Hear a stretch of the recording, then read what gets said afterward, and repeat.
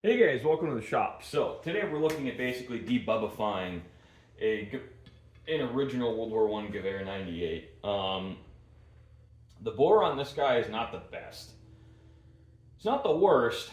I think we're gonna have a decent shooter at the end, but she's rough and ready. My plan for this is basically to act like Mark Novak at home, and I'm gonna do my best to clean it up. What I'm going to do is disassemble this as far as I'm comfortable. I don't think I actually really need to take that much apart. Um, I don't want to put myself in a bad position with this rear sight because I'm not terribly familiar with them. But I'm going to boil this in water, and really that helps clean all the schmoo off, and it converts a lot of the rust into black oxide.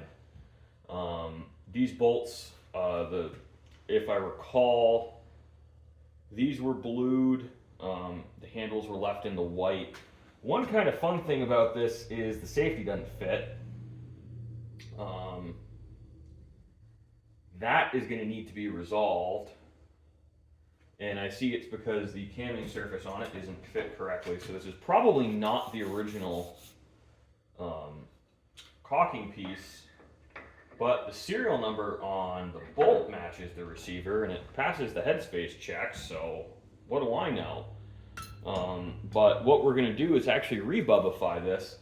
I got a Persian 9829 stock, which is pretty similar to the Gewehr 98 stocks. They're not one to one, but you know, they more or less pass the smell check from a distance, and it's going to look worn and original to the gun unless you're really an expert. I think this rod actually was an attempt to stabilize this fore end because I tried unscrewing it and it is going nowhere. So I don't think this is actually a cleaning rod. I think that was an attempt to resolve issues with the stock. That's a new one. What I've done in the past on duffel cuts is on top of all of my other repair efforts, I'll put a piece of brass tube inside the fore end, and by doing that, it allows me to have reinforcement in there, not just the epoxy or whatever pins I put in. And it's very strong, and you can still remove and replace the cleaning rod. Done correctly, the duffel cuts are not a horrible repair. The hardest part's getting the oil out. But you know, I didn't want to talk about how I'm not afraid to do things that are low key, Bubba, because I think it's better than dealing with this hot garbage. With the amount of wood missing from the fore end, the guy sent me a picture of this side, not this side. And I'm like, oh yeah, it's probably repairable. And he gets here, I'm like, ooh, that's bad. That's really bad. I think we should just replace the stock. He's like, okay, cool, we'll do that. I'm like, it's gonna be a lot less than me trying to repair that. Me trying to repair this and do a good job on it and make everything look right. Shit, dude, that's probably more than the gun's worth to you. And he's like, yeah, it probably is. And you know, I can get parts for not a lot of money on this gun, and that's exactly what I did because I am a fierce believer in only spending as much money as the customer's willing to pay. And not padding bills. Now, what can happen on some of these things is it's really easy. Oh, God, this thing's crispy. If you put yourself in that position, there is a lot of dried up oil and rust in this thing. And I'm starting to see the safety doesn't turn necessarily because it's filthy. Jesus Christ. Well, that's going to require persuasion. Don't try this at home, kids. I don't know how we're going to handle that because I have not had a safety fight me this hard ever. I've had them be resistant to doing what needs to be done, and this is what I'm dealing with on this gun. The idea here is take it apart and boil it and throw it in a new stock.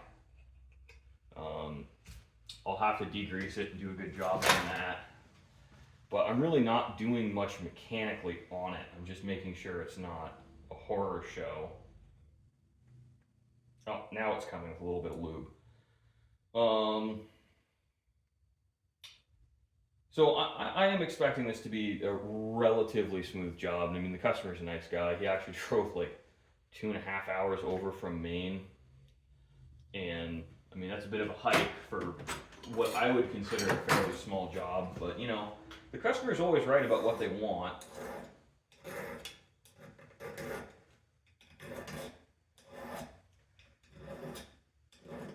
Now, I may have, well, in fact, I know I have other safeties here. So I'm debating playing musical safeties for this guy and getting him a safety that works, but he says he doesn't really care if the safety works. I do. And if it's as simple as swapping the safety flag, I think I'll probably do that. Just because I don't like sending firearms out with unrepaired material defects like that. I'm okay with cosmetic stuff. If I send it out without the safety functioning, I'm gonna just red tag it and recommend it's not safe to fire because the safety doesn't function. If he shoots someone, I just don't want to get sued. You know, this thing is crunchy. Now, actually, this is what the disc on the stock is for, is making the bolt easier to reassemble.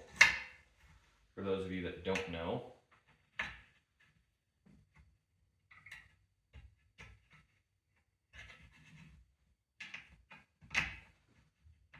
So I may keep the stock around just because the takedown disc is cut it off here. I can practice checkering on the wrist, and bada bing, bada boom. Now, Mauser bolts are really easy to deal with. I like them. I work on a lot of Mausers. I wouldn't call myself a specialist. I really hate that term, and I think it's a little bit pretentious. But does the safety work? No. Now I know why it doesn't work. Someone modified the cocking piece or the trigger to improve the trigger pull on this. So I'm thinking that's not a safety. I can't fix that with a safety. I'm going to have to fix that with a cocking piece. I'll have that talk to the customer. You know, you find little stuff like this. Because that was way too nice of a trigger for this military surplus gun of this vintage. So we'll have to bear that in mind. This is just a little bit of an intro. I'm going to probably post updates on this because this is an interesting project. I love old military surplus guns. They're what got me into shooting. I missed the $80 Mosins, but I got in at 150. I'm that age.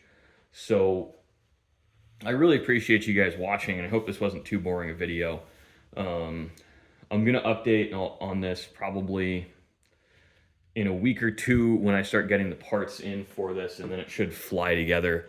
This is going to be like hurry up and wait type of dealio. I have a soft spot for these guns. I've always kind of wanted a Gewehr 98 because they're so cool. And this guy actually works at the Naval Shipyard down in Portsmouth, or it's really in Kittery, but they call it Portsmouth Naval Shipyard. So I told him if he loses his job, I'll buy this off him. But I hope he doesn't lose his job. He's a nice kid. And actually, either my youngest or second youngest customer to date, which is kind of interesting. I'm starting to attract more and more young people up here, which is really exciting. It helps for the future of the business instead of just getting older people who are on their way out. It really does make me much more optimistic about my long-term success. So I hope you guys enjoyed. It's always fun sharing this stuff with you and kind of doing a brief overview on it. And I hope you learned something today too.